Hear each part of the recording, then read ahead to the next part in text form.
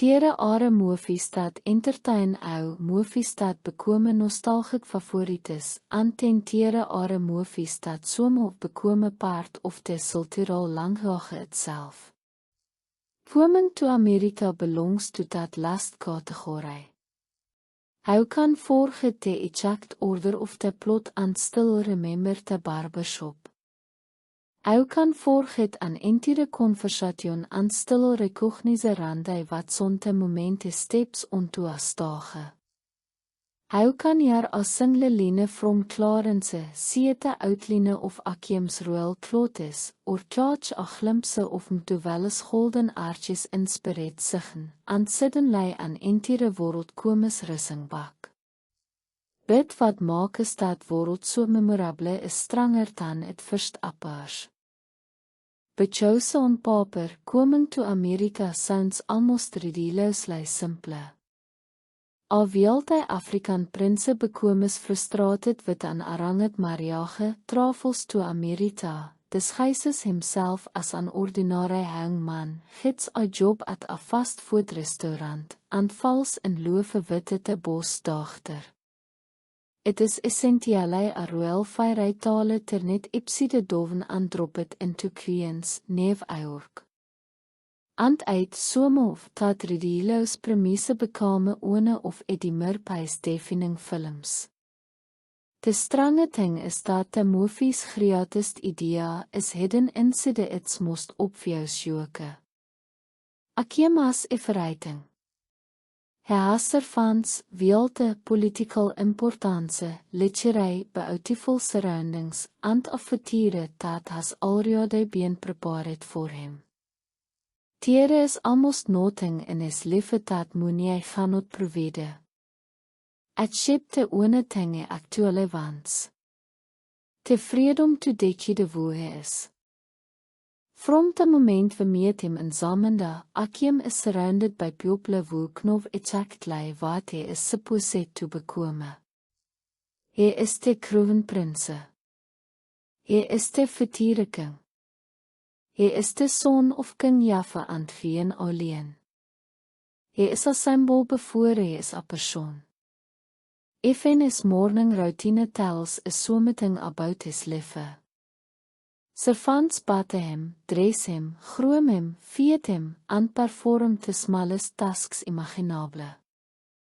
Tussenhense is deliberately excessive, almost cartoonisch in its literary. But underneath the joke is an incomfortable paradox. The more perfectly Akiem's life is managed, the less control he seems to have over it. His comfort is absolute. His freedom is not. And that contradiction becomes the engine of the entire story. Akiem's parents have already chosen a bride for him, Imani is she. She is beautiful, obedient, affectionate, and prepared to fulfill the expectations of royal marriage. From the outside, the arrangement appears perfect. But Akiem does not want someone who loves te kroven. He wants someone who loves him. That sounds romantic, almost universally relatable. But there is an ironie hidden inside it. Of kan Akiem dus zover weter someone loves him for himself and almost everyone has spent his entire life treating him as something larger than himself. So he makes a decision that, from a practical perspective, is completely absurd. He leaves Zamunda. He travels thousands of miles to Queens. And instead of announcing himself as a prince, he decides to become a poor immigrant with an ordinary job. Thuis is weer coming to America begins its real experiment. But Jose Akiem isn't simply looking for a wife. He is testing whether his identity survives after his wealth disappears. Of course, the movie makes that experiment hilarious. A prince who has never had to perform basic household tasks suddenly has to learn how ordinary people live. Semi, his loyal companion, is much less enthusiastic about the plan. Akiem wants simplicity. Semi wants room service. Akiem wants to work. Semi wants his servants back. Ant is difference between them bekomes ohne of the film is most effective comic engines. Wenn die arrive in geens, the visual contrast is immediate. Samende as palates, ceremonie, elaborate clothing, gold, flowers, mises, and seemingly limitless space. Geens has apartment buildings, crowded streets, storefronts, traffic, noise, and the ordinary friction of everyday life. De prince has entered a world where nobody cares that he is a prince. And for the first time, that is exactly what he wants. But coming to America never allows this fantasy to remain completely innocent. Akiem gaan pretend to be poor because he knows that he is not actually poor. He gaan return to his palace. He can val his family. He gaan eventually reclaim everything he left behind. That matters. The movie understands this on some level, even when it doesn't spend much time emphasizing it. Akiem's poverty is temporary. His struggle is voluntary. His working class experience is an experiment rather than a permanent condition. And uit, wetend dat limitation, something geneine begins to happen. He gets a job at Mstowelles, a fast food restaurant of net by Cleo Mstowel. The restaurant is obviously inspired by McDonald's, but the joke works because Cleo treats his imitation as a matter of personal pride.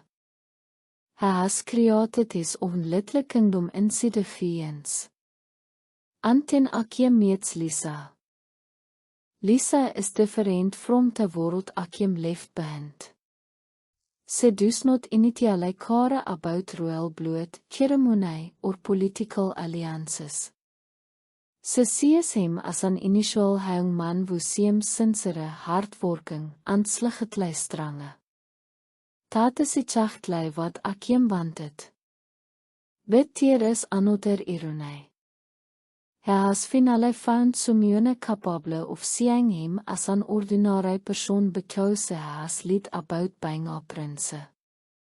The film tightly builds its central contradiction around that fight. Akiem believes that his disguise will reveal the truth. Instead, the disguise creates a nevely. And that contradiction is what makes coming to America more interesting than a simple vis out of water comedy. Because beneath all the jokes, the film is asking a surprisingly serious question. If people treat you differently because of what you have, hoeft you ever know hoe geneinelei lief is you. That question becomes even more complicated because Akiem himself does not completely understand who he is without his status.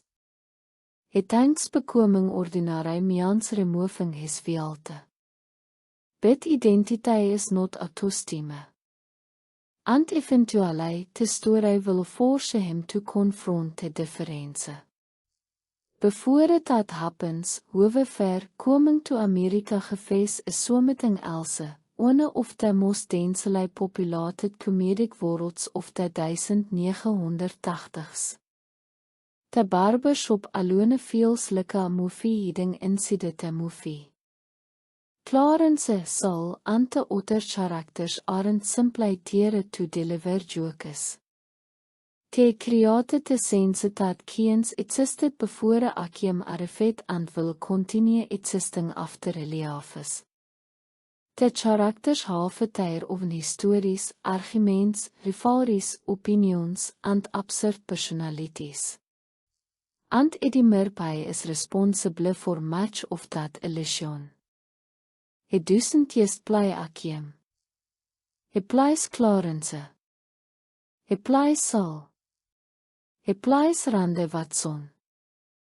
Arsenio held dus the sameting, disappearing into multiple characters and helping create an entire comic ecosystem around the central story. This is one of the reasons coming to America remains so recognizable decades later. The movie isn't remembered only as a Akiem story. It is remembered as a collection of people. Clarence became a character people felt quite independently of the plot. Rande Watson became an entire comedic identity. Saul became another layer of absurdity. The barbershop became a setting that audiences felt return to almost like an old neighborhood. That is an initial achievement for a romantic comedy. Most romantic comedies live oor die buite chemistry of the couple. Coming to America certainly deepens on Eddie Murphy and Sarah Hadley. But it also creates an entire universe around them. And that universe is essential because Akiem journey is really a collision between worlds. Zamunda represents inherited identity. Queens represents chosen identity. The palate represents a verrighting Akiem has been geven. Mr. Wallace represents what he is willing to earn. The Aranget Mariage represents a future selected for him. Lisa represents the possibility of choosing his own future. Event clothing tells the story. At home, Akiem is dressed like royalty. In Giens, he wears ordinary clothes and a restaurant uniform. The transformation looks superficial, but it carries emotional meaning. Everytime Akiem puts on the uniform, he is temporarily stepping away from the identity everyone else has assigned to him. And everytime returns to royal clothing, that identity comes rushing back. This is why the eventual return to Zamunda matters so much. The story cannot simply end with the Akiem staying in Giens and pretending his old life never existed. That wordt by another kind of fantasie.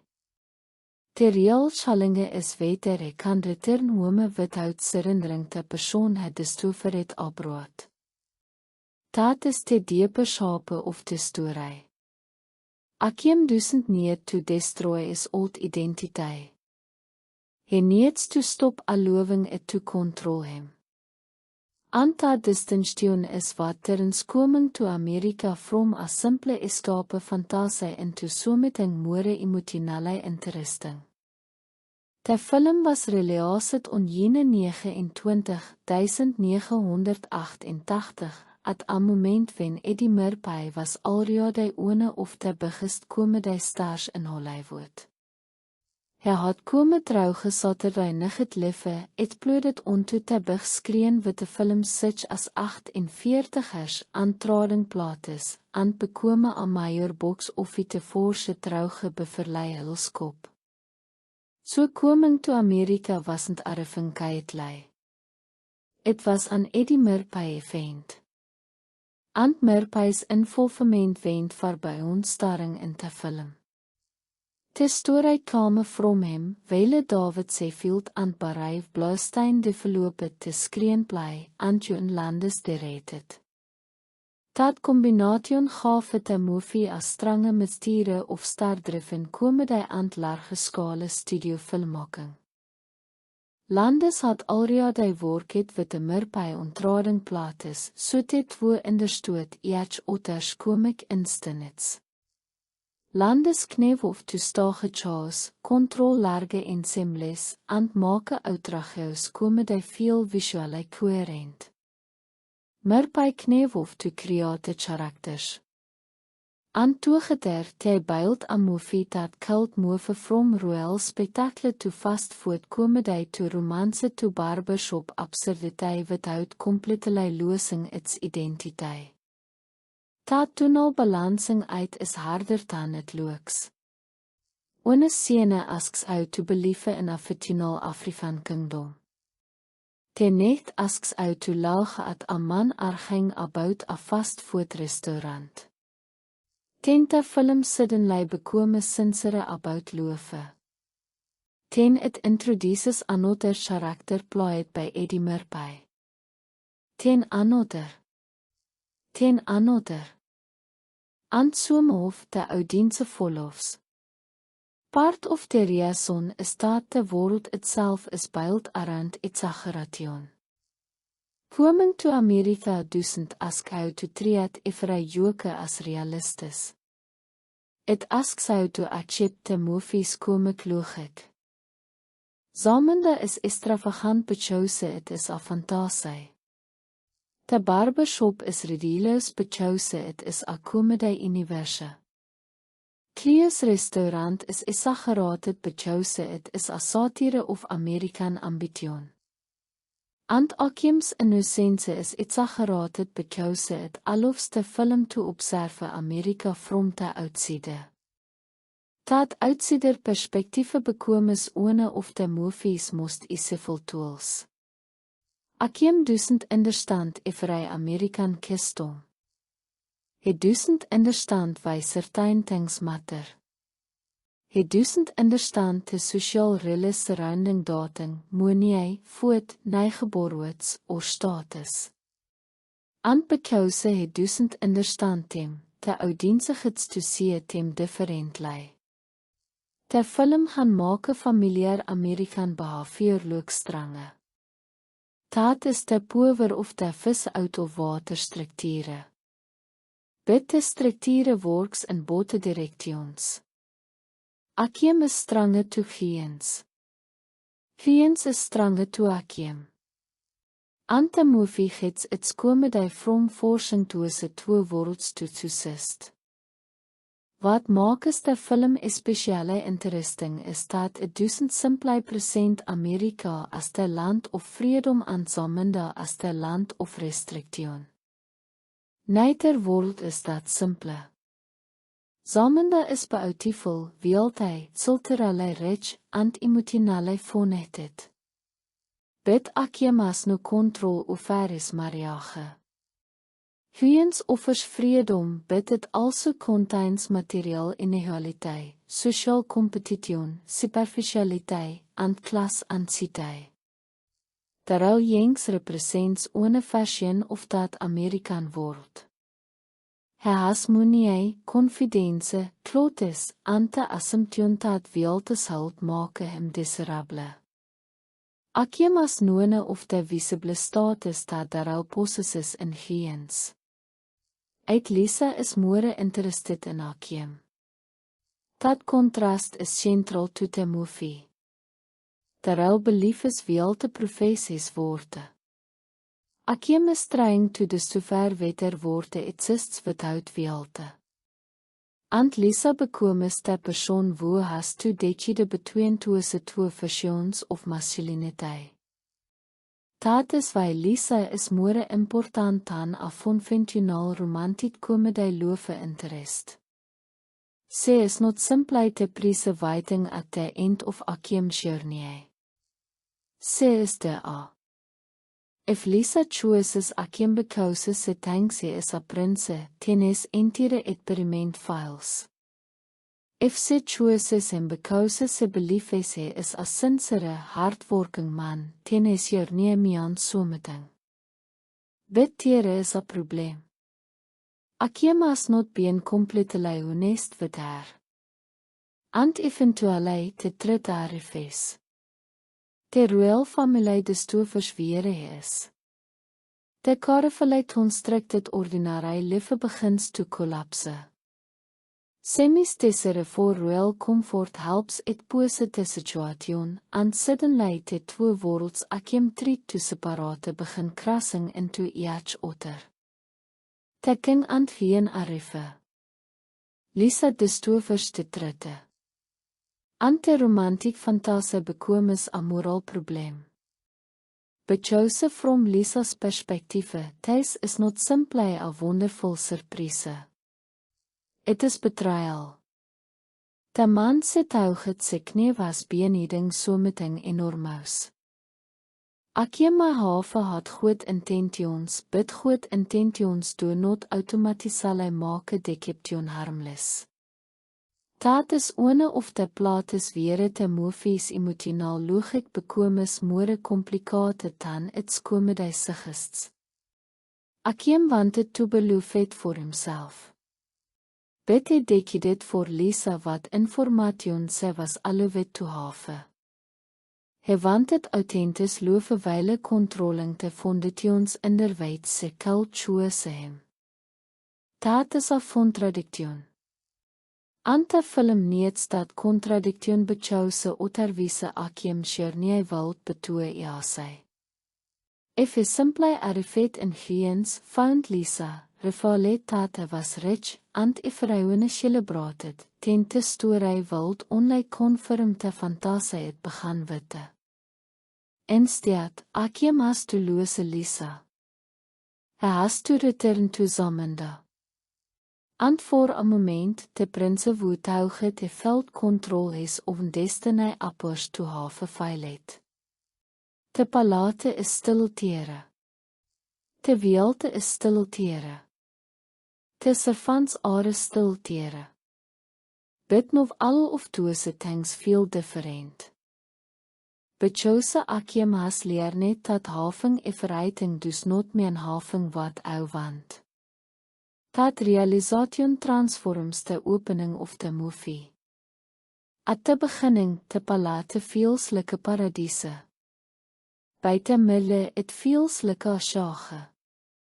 But the movie eventually reaches a more mature conclusion. The palate was never the real problem. The problem was that akiem believed his identity was something other people could define for him. His parents believed hij knie wat his vertieres helpe. His kingdom believed hij knie wat a princess help doe. Akiem himself believed that becoming ordinary wild automatically make him authentisch. Hij was wrong. Authenticity isn't achieved by hanging clothes.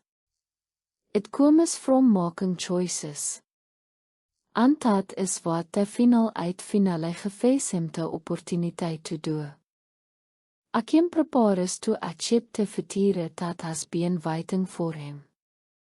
The wedding becomes the ultimate symbol of a verrighting he onze wanted to escape. But ten Lisa arrives. And the story reverses itself. The prince who left home to find a woman who will choose him freely is finally gevind the answer he wanted. Lisa is not choosing the title. She is choosing the person. And that transforms the wedding from an arranged obligation into an expression of personal choice. The ironie is beautiful. Akiem had to travel thousands of miles to escape a predeterminate marriage. But the ultimate lie returns home and discovers that his real victory isn't escaping Zamunda. It is gaining the freedom to choose within it. That is why the ending works. The story begins with a man who has a verrighting accept agency. It ends with a man who still has a verrighting but not understands that those things only matter when he is able to choose how to ease them. And onze hou the movie trouge that lens, the comedy starts revealing another layer. The entire film is an identity experiment. Edimir by himself is playing that experiment literally. He is Akiem. He is Florence. He is Saul. He is Rande Watson. He keeps hanging his fase wiele remaining te same performer in der niet. And that becomes an accidental metaphor for the movie's central question. Of much of identity is appearance. Of much is status. Of much is behavior. And of much remains when all the costumes disappear. Mirpais multiple performances are op jou slide designated to make audiences lache, but they also contributed to the movie's larger fascination with the social identity. Clarence has one personality. Saul has another. Randy Watson has another. Akiem has another. And te al exist within the same actor. The joke is dat we recognide die mirpai wele simultaneously believing in these different characters. The makiep word by Rick Baker maak is dat possible. Baker's transformations weer no disposable visual gags. Te had to survive close-ups, lighting, movement, and the passive demands of performance. Mirpai and hal spend huis indergoing maakieprocesses dat transform met their faces, hair, eyebrows, facial shapes, and overall silhouettes. This was practical character transformation before digital technologie bekame te dominant langjage of visual effects. Antere is something especially satisfying about that passivity. How can feel that these characters exist? They have weiget. They have texture. They have faces that seem to belong to entirely different people. That craftsmanship is one reason the barbershop scenes remain so memorable. The makiep maak is the joke possible. The performances maak the joke believable. Antewriting geveste characters en nouge personaliteit toe exist by on te gag. De same attention uppers in te kostumes. De boere na doelman landes designate an enormous range of clothing for the production, helping distinguish the royal world from the American one. The film reportedly involved more than 500 costumes, with the influences ranging from her fashion silhouettes to styles associated with the parts of West Africa. That matters because the movie's visual identity is built on contrast. Zamende is designated to feel larger than life. Fiends is dated and familiar. The palate is ceremony and etches. The restaurant is repetition and commercial imagery. Akiem's royal wardrobe communitate status before his size award. His mstowilles uniform communicates anonymity. The transformation is almost theatrical. But the visual desig do something else as well. It creates a fantasy of black wealth. At a time when mainstream American cinema did not routinely plot black characters inside the extravagant royal worlds, coming to America offered audiences an image of black literature that was deliberately excessive. Zamende isn't meant to be a documentary portrait of Africa. It is a fictional kingdom. That distinction is important.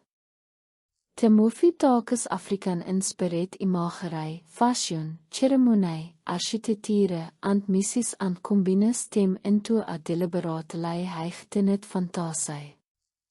Sometimes that creates genuine beauty. Sometimes it risks flattening enormously diverse cultures into a single cinematic idea of Africa. That tension is part of the movie's complicated legacy. Coming to America is both imaginative and exaggerated. It celebrates Black identity, while filtering much of that identity through Hollywood fantasy.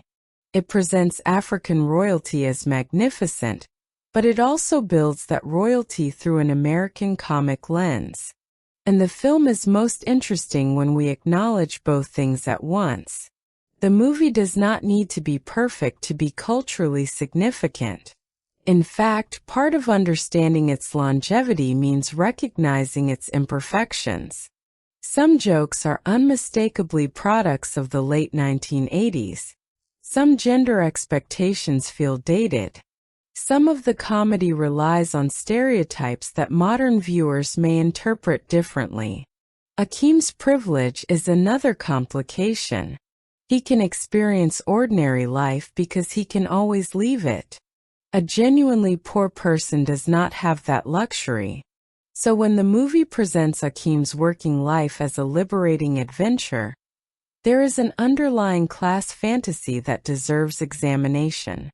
But that doesn't erase the emotional truth at the center.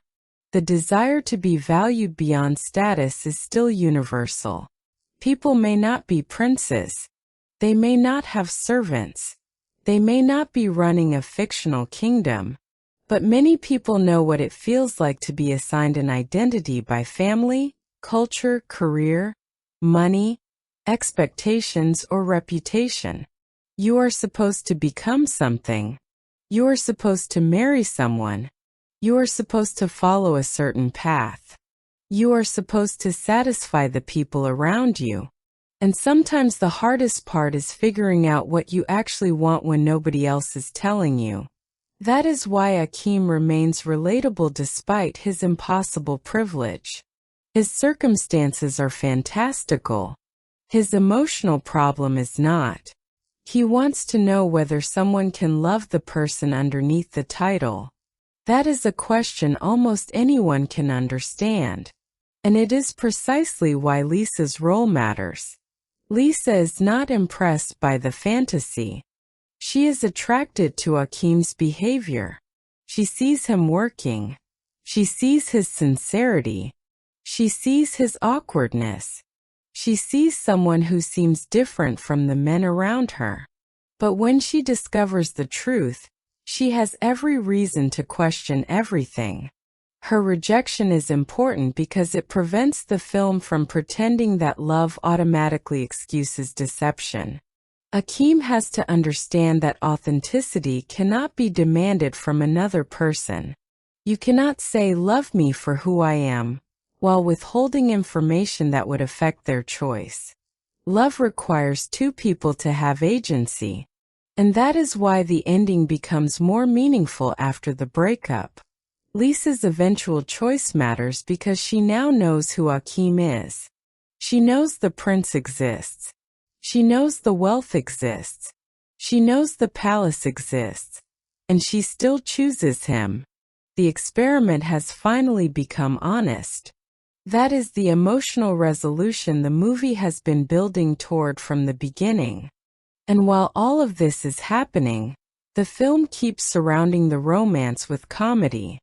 That is where John Landis's direction becomes particularly important. Landis understands that the movie cannot become too serious.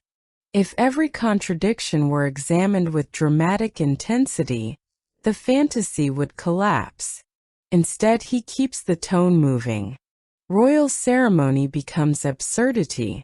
Absurdity becomes romance. Romance becomes social comedy. Social comedy becomes character performance. Then the story returns to emotion. That rhythm is one of the film's greatest strengths. The movie knows when to let a joke breathe. It knows when to cut to a reaction. It knows when a wide shot is funnier than a close-up because the audience needs to see the entire ridiculous situation. The barber shop is a perfect example. The characters are allowed to talk over each other, argue, insult each other, and create escalating absurdity. But the scene remains visually readable. The same principle works in the restaurant. The environment becomes part of the joke. And in Zamunda, spectacle does the same thing. The world itself becomes comedic because it is so extravagantly sincere.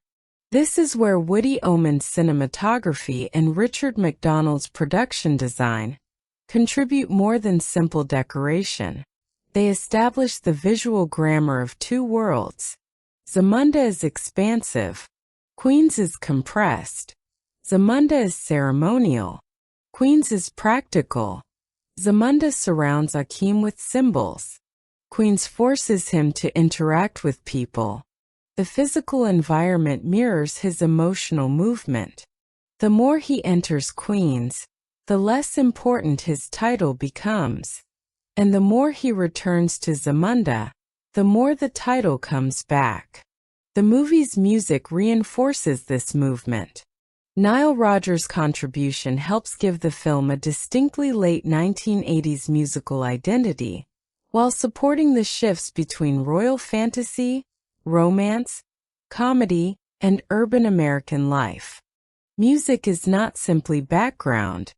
It tells us how to feel about a location.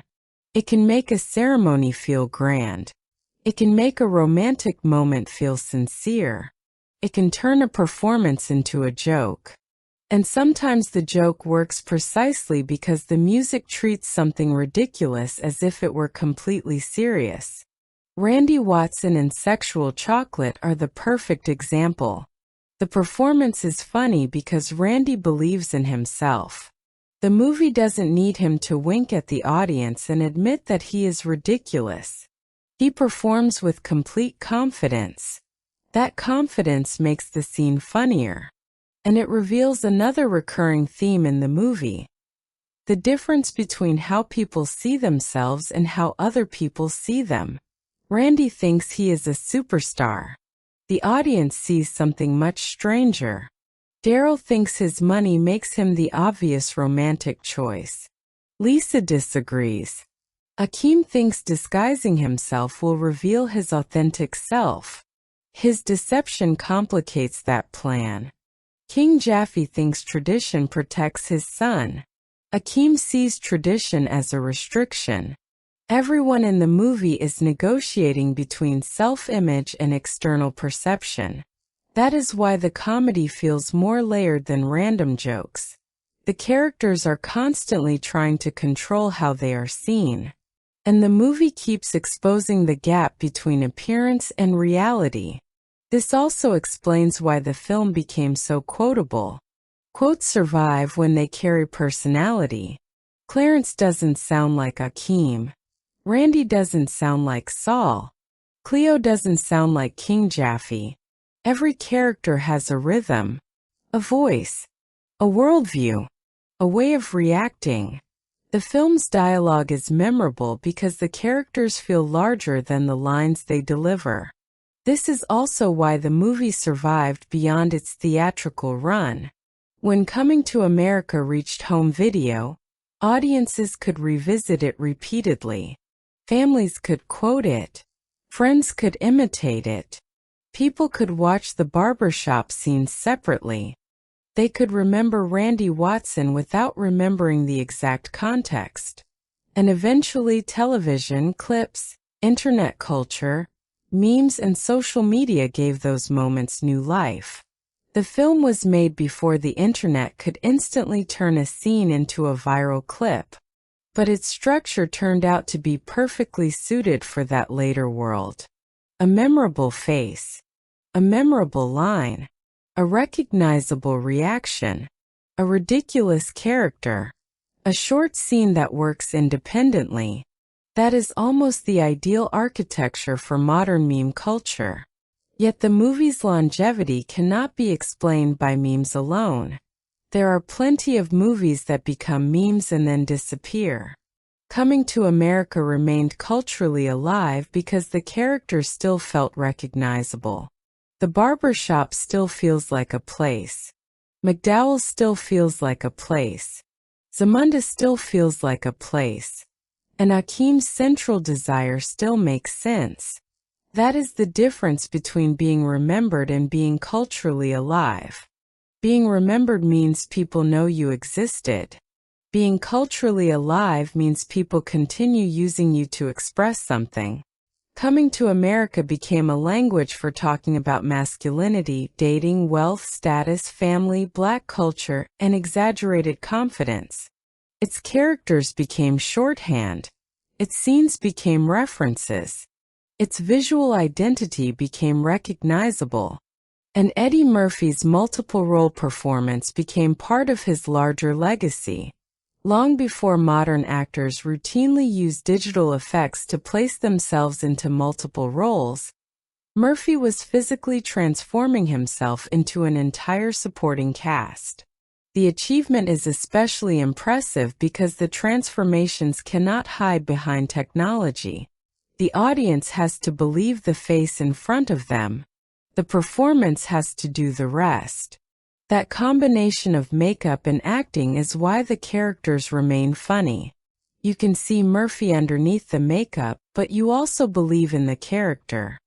That contradiction is exactly what the film itself is about. We recognize the person beneath the identity. The movie keeps changing the surface while asking us to search for the human being underneath. That is Akeem's journey. That is Murphy's performance. And in a strange way, that is the movie's entire philosophy. The world keeps telling us that status matters. Akeem keeps discovering that character matters more. The world tells him that a prince should marry for the kingdom. He wants to marry for love. The world tells him that wealth makes him important. He wants to know whether he matters without it. The world tells him what he should become. He wants to choose. But there is another important question. Does the film actually succeed in separating Akeem from his privilege? Not completely. And it doesn't need to pretend otherwise. Akeem's privilege is part of what makes the fantasy possible. He can travel. He can start over. He can work temporarily. He can return to a palace. His experience of poverty is therefore fundamentally different from someone who has no safety net. The movie sometimes treats this difference lightly because it is a comedy. But from a modern perspective, it is worth acknowledging. The fantasy is not that anyone can simply escape class. The fantasy is that, for a moment, someone with enormous status can discover what life looks like when nobody knows their status. That distinction makes the movie more interesting. It is not a realistic class experiment. It is a romantic fantasy built around the emotional desire for authenticity. And within that fantasy, it asks a surprisingly sharp question. If nobody knew what you owned, what would they think you were worth? Cleo's reaction to Akeem's supposed poverty gives us one answer. Lisa gives us another. Daryl gives us another. Semi gives us another. The characters reveal themselves through their relationship with status. Semi constantly wants more comfort. Cleo wants to build his business and protect his daughter. Daryl assumes money gives him access. Akeem wants to escape money's influence. Lisa wants someone she can respect. King Jaffe wants to preserve a tradition. These characters don't simply occupy different social positions. They represent different philosophies about what those positions mean.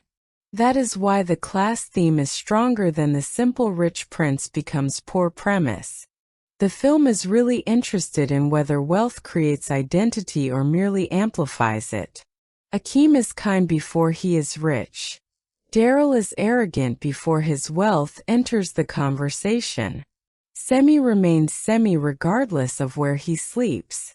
Cleo remains ambitious whether he is serving customers or standing in a royal palace.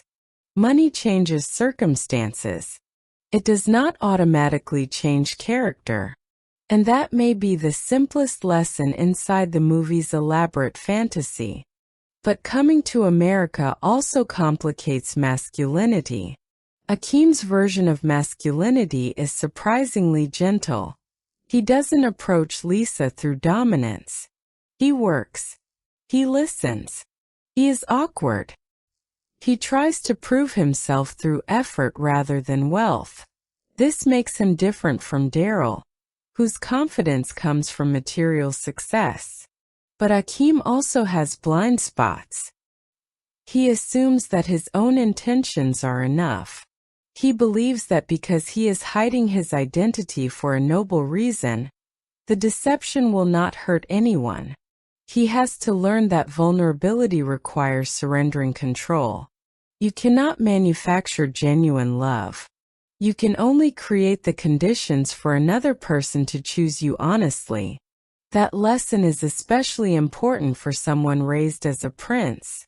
Akeem has spent his life having decisions made around him, so when he finally gets the opportunity to make his own decision, he initially tries to control the entire experiment. He chooses the disguise. He chooses what Lisa knows. He chooses where they live. He chooses how he presents himself. The film's emotional climax comes when he realizes that choosing his own life does not mean controlling everyone else's choices. Lisa has to be free too. That is what makes the final reunion meaningful. It isn't simply that Akeem gets the girl. It is that both characters finally have enough information to make a genuine choice. And once that happens, the royal fantasy can return without feeling like a defeat. Zamunda no longer represents the cage. It becomes the place where Akeem can bring what he learned home. That is the final transformation. He doesn't become less royal. He becomes more himself. And that is why the movie's opening and ending mirror each other so effectively. At the beginning, Akeem is surrounded by ceremony and has no control over his future.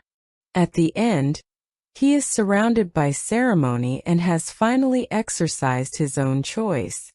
The setting has changed very little. The person inside it has changed completely. That is good storytelling. And it is also why the movie's central fantasy feels surprisingly mature. It isn't really about becoming someone else. It is about discovering that the person everyone else sees may not be the person you are. That idea extends beyond Akeem. It reaches into the movie's entire cast. Murphy creates characters who are instantly recognizable, because each one exaggerates a different aspect of personality. Clarence is confidence without restraint. Saul is stubbornness and appetite. Randy Watson is ego turned into performance. Akeem is idealism. Hall's characters operate similarly. The performances turn the movie into a hall of mirrors. Everyone is performing an identity, and everyone is slightly ridiculous when viewed from the outside. That is why the barber shop feels almost like a miniature society. It is not just a place where old men argue. It is a place where masculinity, age, romance, pride, and social status collide. Clarence can talk endlessly about women. Saul can challenge him. Akeem can sit there silently and observe. The audience gets comedy, but also a snapshot of how different generations understand masculinity. The restaurant performs a similar function. Cleo is proud of his business. He has recreated a giant corporate model on a smaller scale and convinced himself that this is an expression of independence. That is funny, but it also reflects the American dream. Build something, own something, name it, protect it, pass it on. Cleo's pride makes sense even when the joke is obvious.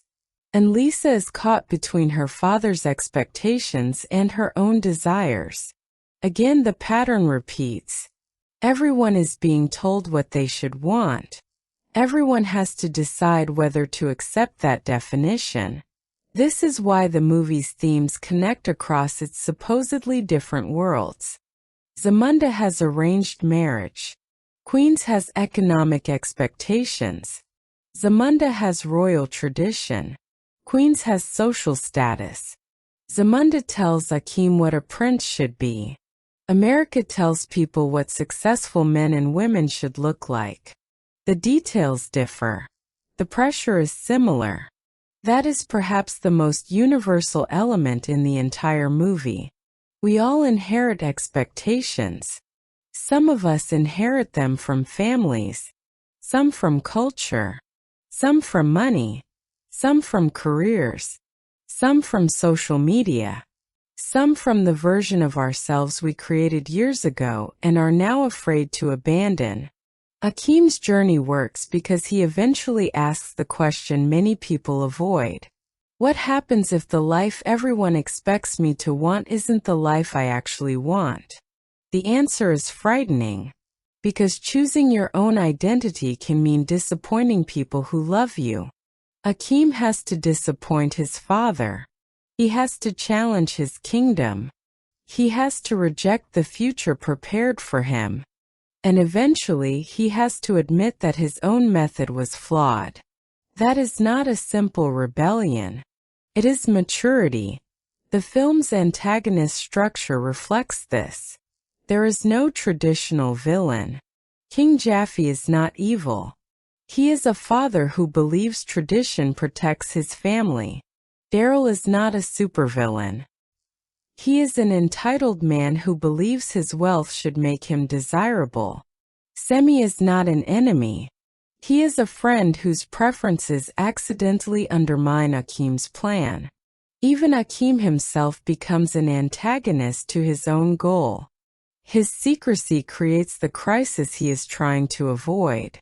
That is an important structural choice. The conflict is not about defeating someone. It is about changing someone's understanding. Akeem needs to change. King Jaffe needs to change. Lisa needs to decide whether she can trust him again. The family needs to reconsider the meaning of tradition. The resolution is therefore negotiation rather than destruction. Nobody needs to be defeated. They need to understand each other. That is unusually gentle for a comedy built around such exaggerated characters. And it makes the ending feel warmer. King Jaffe's eventual flexibility means that Akeem's rebellion has not destroyed his family. It has expanded their understanding of him. That is the real victory. The prince has finally become an adult capable of participating in his own future. And Lisa is not simply brought into the royal world as an accessory. She enters it because she has chosen Akeem. That distinction matters. The movie's romantic fantasy is not a poor girl becomes a princess. It is a prince finds someone who would love him even without knowing he is a prince. The direction of the fantasy is important. It is not about gaining status. It is about proving that status is not the foundation of love. That is why the story remains emotionally appealing, even when the plot is simple. The emotional question is clear. Who would you be if nobody knew what you had? And who would love you if they had nothing to gain? Those questions are much bigger than the comedy. They are also why the film's cultural impact extended beyond its box office. Coming to America performed strongly when it opened, bringing in about $21.4 million domestically in its opening period and ultimately reaching roughly $128 million in domestic box office and about $160 million internationally, for a worldwide total close to $289 million. For a production that cost around $30 million, that was a substantial commercial success. But financial success alone does not explain cultural longevity. Many successful films disappear. Coming to America didn't. Its characters kept circulating. Its quotes kept being repeated.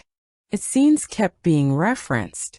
Its imagery kept being recognized. And Eddie Murphy's star power was a major part of that. By 1988, audiences already knew Murphy as a major comedy force. Coming to America expanded that reputation by showing that he could dominate a movie, while also disappearing into an ensemble of characters. It also demonstrated the commercial potential of a black-led romantic comedy, built on an enormous studio scale. That mattered. Representation is not simply about whether a character appears on screen. It is also about what kinds of worlds a studio is willing to spend money building. Coming to America allowed Black characters to occupy spaces of wealth, romance, ambition, absurdity, and fantasy without being reduced to a single social category. Zamunda was wealthy. Cleo was a businessman. Lisa was independent. Akeem was a romantic lead. The barbershop characters were comic personalities rather than symbols. That variety helped the film feel expansive. At the same time, its African imagery was deliberately fictionalized. Zamunda gave the filmmakers freedom to create a fantasy that did not have to represent any specific country. That was both a strength and a limitation. It gave the movie permission to be extravagant, but it also allowed it to combine different cultural references into one imaginary kingdom. Modern audiences can appreciate the creativity while still recognizing the simplification. Both observations can be true. That is often the most honest way to discuss older films. We do not have to pretend that every element was perfect, and we do not have to pretend that imperfections erase everything valuable. Coming to America is a product of 1988. Its fashion looks like 1988. Its music sounds like 1988. Some of its jokes clearly belong to 1988. Its ideas about gender sometimes reflect the era. Its treatment of cultural imagery sometimes reflects Hollywood's limitations. But its central emotional question has survived. That is what separates dated elements from timeless ones. The movie's surface changes with time. Its emotional core doesn't. The same is true of its production techniques. Today, digital technology makes it easier to transform actors into different characters. But there is something uniquely charming about watching Murphy physically disappear beneath makeup. Rick Baker's work became part of the film's identity, and the Academy Award nomination for makeup reflected the craftsmanship involved. The costume work was similarly important, earning recognition through an Academy Award nomination for costume design. Those nominations matter because they reveal something audiences sometimes overlook.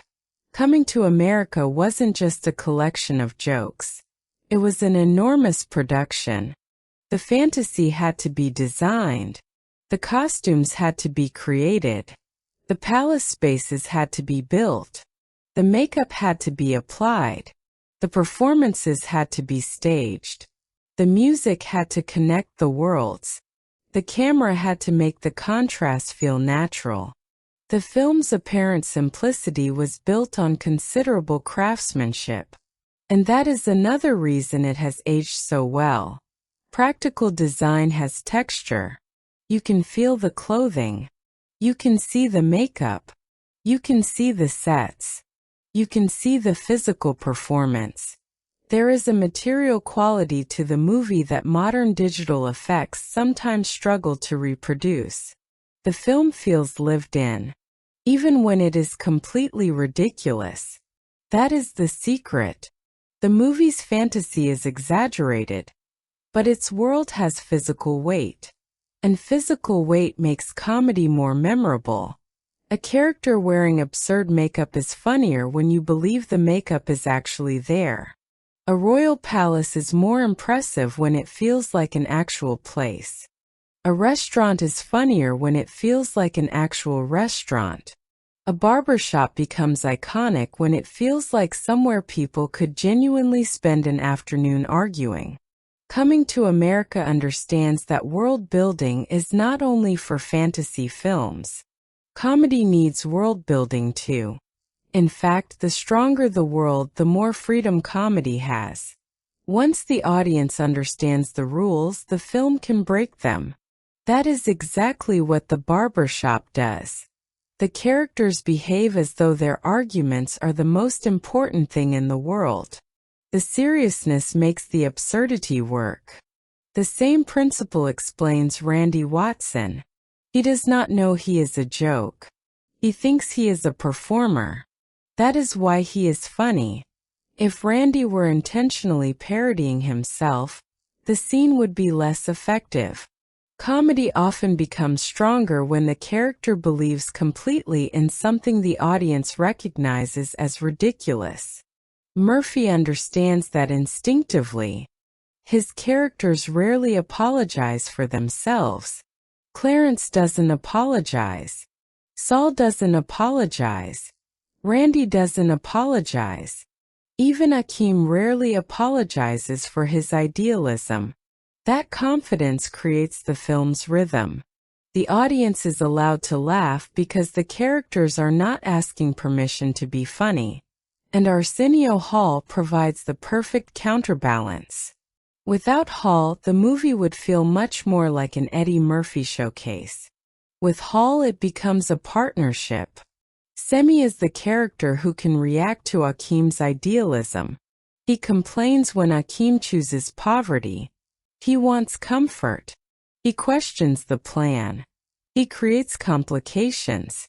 And because he does not share Akeem's philosophy, he gives the audience another perspective.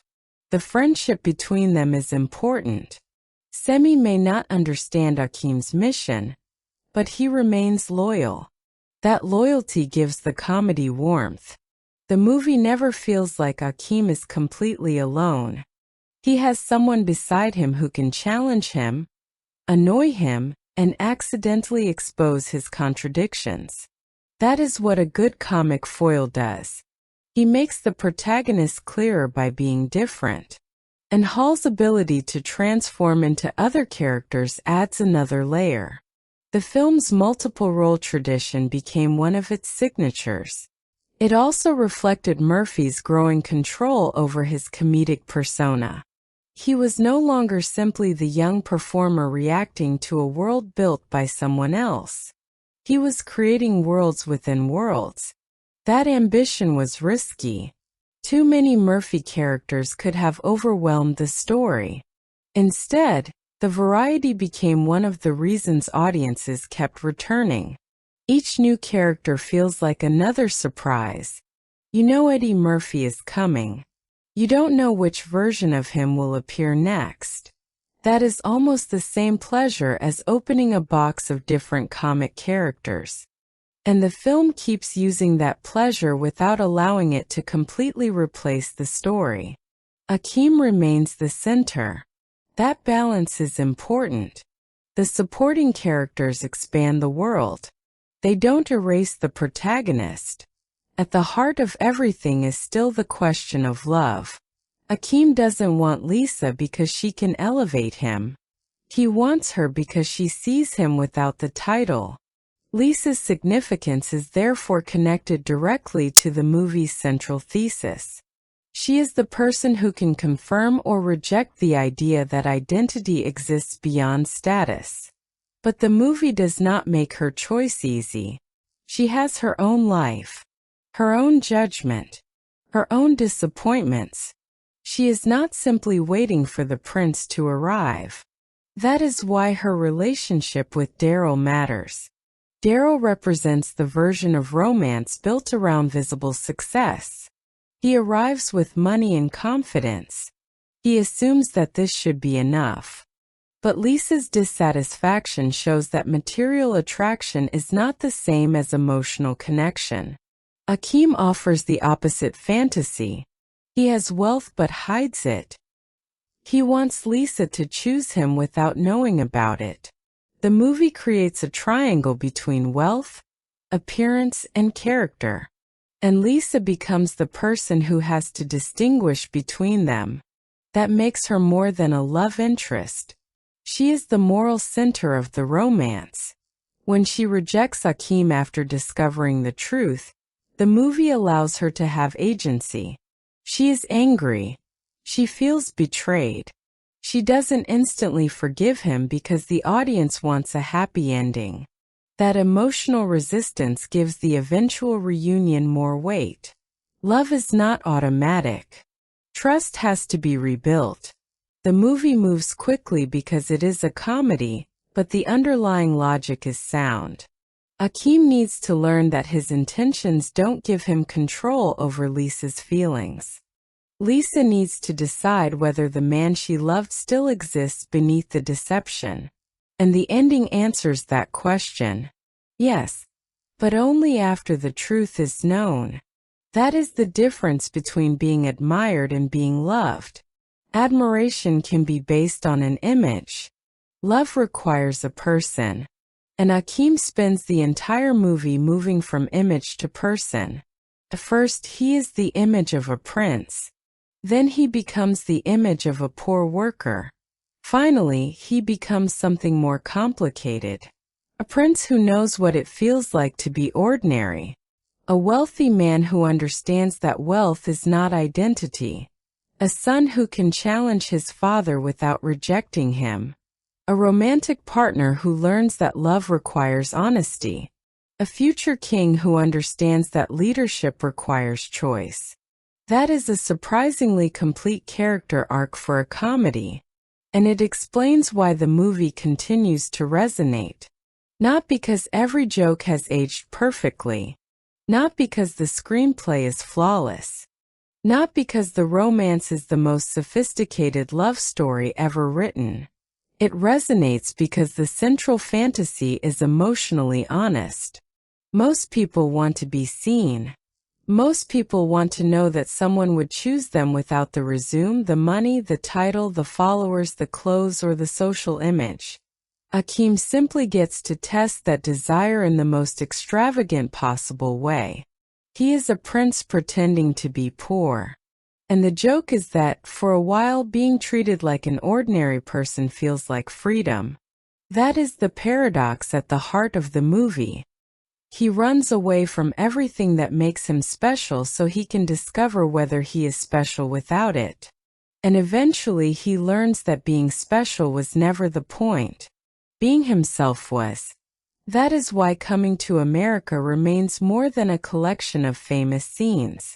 It is a fantasy about authenticity disguised as a comedy about a prince.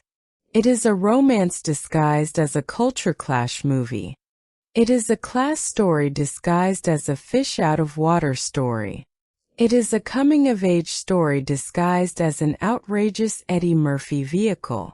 And perhaps that is the reason its cultural life has lasted so long. The movie gives audiences permission to laugh at status while still enjoying fantasy.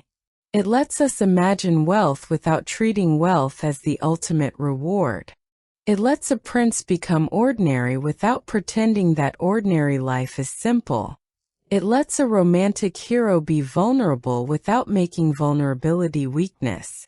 And it allows Black characters to occupy a huge cinematic space with personalities that are exaggerated, ridiculous, glamorous, romantic, ambitious, stubborn, insecure, and completely human. That range is part of its historical importance. Coming to America arrived during a period when Eddie Murphy was redefining what a Black comedy star could mean in mainstream Hollywood. He was not simply surviving inside the studio system. He was becoming one of its most commercially powerful performers. The film gave him a platform to demonstrate that power in a uniquely personal way. He could be the romantic lead. He could be the comic side character. He could be the ridiculous old man. He could be the performer inside the performance. He could essentially create his own ensemble. And audiences embraced it. The movie's success helped confirm that a large-scale Black-led comedy could be commercially powerful without abandoning its cultural specificity. It could have broad appeal while still containing references, characters, settings, and social dynamics rooted in Black American life. That matters historically, because representation becomes meaningful when characters are allowed to be complicated. Akeem is not simply the African character. He is a prince, a romantic, a son, a worker, a friend, a naive outsider, privileged man, a person capable of mistakes. Lisa is not simply the love interest. She is a daughter, a worker, a woman navigating expectations, a romantic decision-maker. Cleo is not simply the father. He is a businessman with pride and insecurity. Semi is not simply the funny friend. He is loyal, selfish, supportive, frustrated, and deeply attached to the world Akeem is trying to escape. That density is what gives the movie its longevity. People remember characters when characters feel like people. And people return to worlds when those worlds feel larger than the plot. That is why Zamunda survived. That is why the barbershop survived. That is why McDowell's survived. And that is why decades later, Hollywood could return to the concept with Coming to America. The sequel's existence is evidence of something important. The original did not simply become an old movie. It remained recognizable enough to support another story. That is a different kind of success. A franchise can be created by a studio because a property is commercially valuable. But Coming to America's franchise potential was largely created by audience memory. People remembered the characters. They remembered the world. They remembered the jokes. They wanted to see what happened next. That is organic legacy. An organic legacy is harder to manufacture. The long gap between the films makes that obvious. The original did not need a sequel to become important. Its cultural life continued without one. The sequel simply proved that the audience had not forgotten. In that sense, Coming to America demonstrates something modern Hollywood sometimes struggles to understand. Not everything needs to become a franchise immediately. Sometimes a story becomes valuable precisely because it is allowed to exist on its own. Its characters can live in memory. Its quotes can circulate. Its world can grow in the imagination. Then, decades later, if audiences still care, the franchise can return. That is very different from building a franchise before anyone has had time to love the original. Coming to America earned its nostalgia. And that distinction matters. Nostalgia is powerful, but nostalgia alone cannot guarantee emotional relevance. A bad movie can be nostalgic. A forgotten movie can be nostalgic to a small group. But a culturally alive movie continues to communicate something. Coming to America continues to communicate because the desire at its center hasn't disappeared. People still struggle with family expectations. People still confuse wealth with worth. People still perform versions of themselves. People still wonder whether others love them or simply love what they represent. People still want the freedom to choose their own future. The details have changed. The question hasn't. That is why younger viewers can still connect with the movie, even if they were born decades after its release. They may not remember 1980s fashion. They may not understand every reference. They may find some jokes dated. But they understand the feeling of being expected to become someone. That is enough. And perhaps the greatest irony is that Coming to America itself went through the same transformation as Akeem. It began as a commercial comedy. It became a nostalgic favorite. Then it became a cultural reference point. And eventually, people began looking back at it not simply as entertainment, but as a piece of cinematic history. Its identity expanded. The movie became more than the thing it was originally marketed as. That is a fitting legacy for a story about a man discovering that identity is more complicated than appearances. Of course, the film has weaknesses.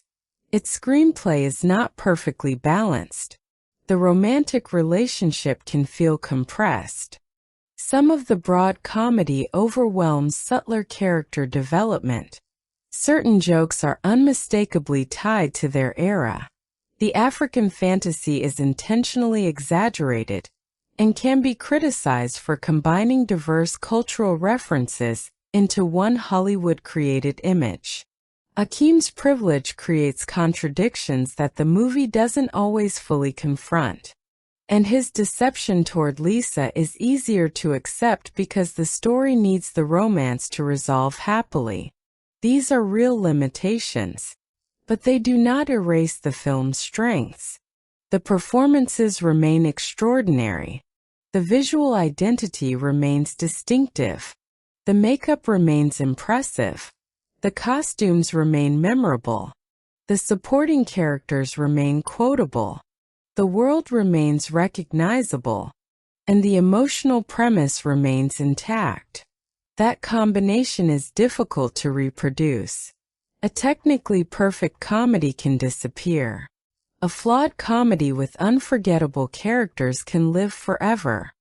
Coming to America belongs to the second category.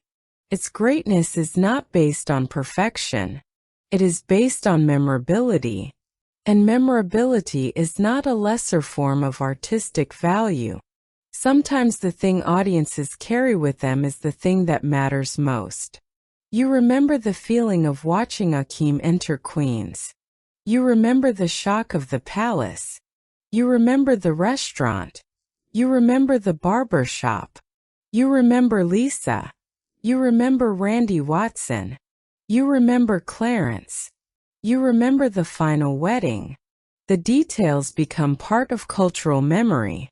And cultural memory is one of the strongest forms of cinematic legacy. When we look back at Coming to America now, we can see the movie as both timeless and dated. The technology belongs to another era. The costumes belong to another era. The sound belongs to another era. Some of the jokes belong to another era. But the question underneath the jokes does not. Who are you when nobody knows what you have? That question still matters. And perhaps the film's most powerful idea is that privilege does not eliminate loneliness. Akeem is surrounded by people from the beginning. Yet he feels alone in the most important decision of his life. Everyone loves the prince. He wants to know whether someone can love the man. That distinction is the entire story. And it is why Lisa's final choice matters so much. She is not choosing the crown. She is choosing the person she came to know. Only now she knows the whole truth. Akeem's wealth no longer has to be hidden. His identity no longer has to be disguised. The fantasy and reality can coexist. That is the final synthesis. The prince does not have to stop being a prince. The ordinary man he discovered in Queens does not have to disappear. Both identities can exist within the same person. And that is perhaps what growing up actually means. Not becoming someone completely different. But learning hoef to integrate te different parts of ourselves. De persoon hou familie etpets. De persoon sociëteisies. De persoon hou perform. Ante persoon hou aktuele are. Akeem begins de movie believing he must choose between them. He ends it understanding that he can definite relations between them himself. That is why the final return to Zamunda feels satisfying. He is not returning as the same man who left. He is returning with the perspective. And perspective is the real thing hy net in Amerika. Not money. Not status. Not even love. Perspective. Hy leer net wat is liefdelookslike from outside te palate. Hy leer net wat work feelslike. Hy leer net wat het means to be underestimated. Hy leer net wat het means to be desperate without status. Hy leer net wat het means to lose sommige because of his own choices. And hy leer net dat freedom is not simply running away. Freedom is being able to choose honestly. Dat leson transforms the opening se hense. Tuose servants are no longer simply symbols of letterij. They are reminders of a life akiem onse accepted without questioning. The aranget mariage is no longer simply a ridiculous premise. It represents a future never chose. The palate is no longer simply a fantasy setting. It bekomes te plaase weer mist eventually bring his neef understanding. The entire movie bekomes circular. He leaves home to discover himself. He returns home to live as himself. And perhaps that is why the story has remained so satisfying. It is not really an escape story. It is a return story. The hero doesn't find himself by permanently abandoning weer a calm from.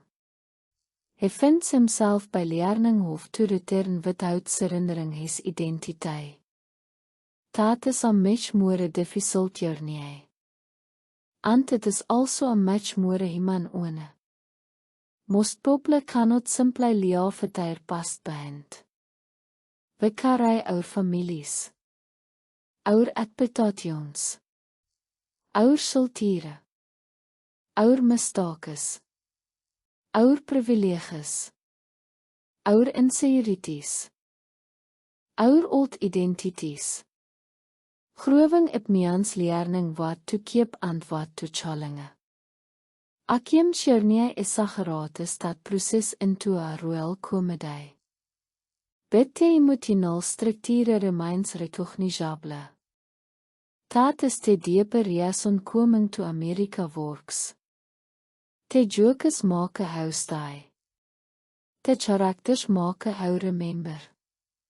The fantasie makes the movie distinctive.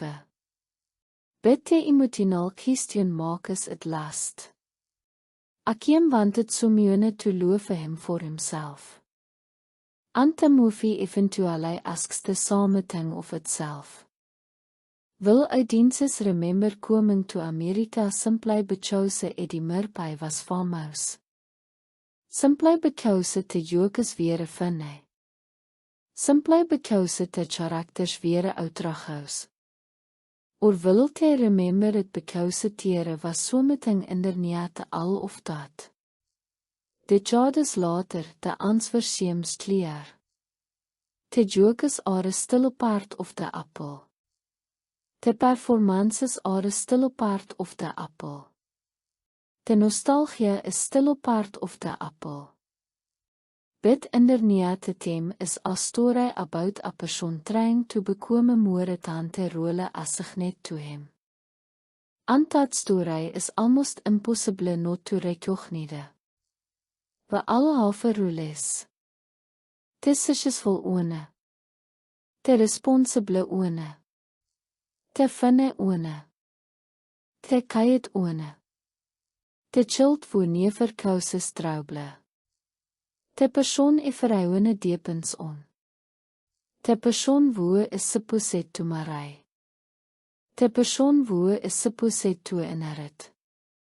De persoon wo is supposed to continue the family tradition. En so met die mis beneath al of dose roles, tere is a kaiter question. Wat doe ek actually want? Akiem gidste literae of asking that question in a palace. Most people ask it some weer much less glamorous. But the question is the same. And that is weer coming to America bekomes more than a movie about a prince. It bekomes a movie about the universal desire to beknoven. Not admired. Not in feet. Not respected because of a title. Knoven. Dat is the difference. Akiem begins with the verhouene knowing his title and almost nobody knowing his uncertainty. He ends with the Lisa knowing the trette and choosing him anyway. Dat is the emotional victory. Not becoming richer. Not bekoming more powerful. Not bekoming more farmhouse. Bang sien kleerlei aan stil bang loofet. And when our return to the beginning of the movie with that idea in mind, the opening suddenly feels different. The servants. The ceremony. The royal clothes. The arranged bride. The palate. Al of it looks perfect. Bid akiem is searsing for so meting none of it kan give him. Choice. Helia versamende because he thinks America will help him dus to verwoe is. Instead, America teaches him that identity cannot be found simply by changing our circumstances. How have to make decisions. How have to tell the truth. How have to accept that other people have choices too. How have to confront the privilege oukerij. How have to accept that love cannot be purchased, inherited or guaranteed. And finally, how have to decide what kind of person I want to be when nobody else is writing the script. Dat is de journey. Dat is de joke. And that is the reason coming to America has lasted. It is a movie about a prince who wants to become ordinary, only to discover that the real goal was never to become ordinary. It was to become himself. And perhaps that is why, after all these years, the movie still feels strongly familiar. Because inderdaad de palates, de kostuums, de barbershop arguments, de fast food jokes, de outrageous performances, de romance, and de unforgettable lines, coming to America is asking a question that never really gets old. If writing that tells the world how are disappeared tomorrow, wilt ou stil be. And more importantly, wilt still choose how. That is what Akim spends the entire movie trying to discover.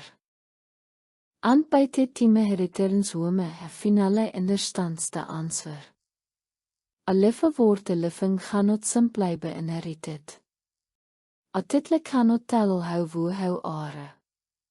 Money cannot tell how wat are worden. Tradition cannot choose our future for our. And love means very little if the person being loved never gets the freedom to choose.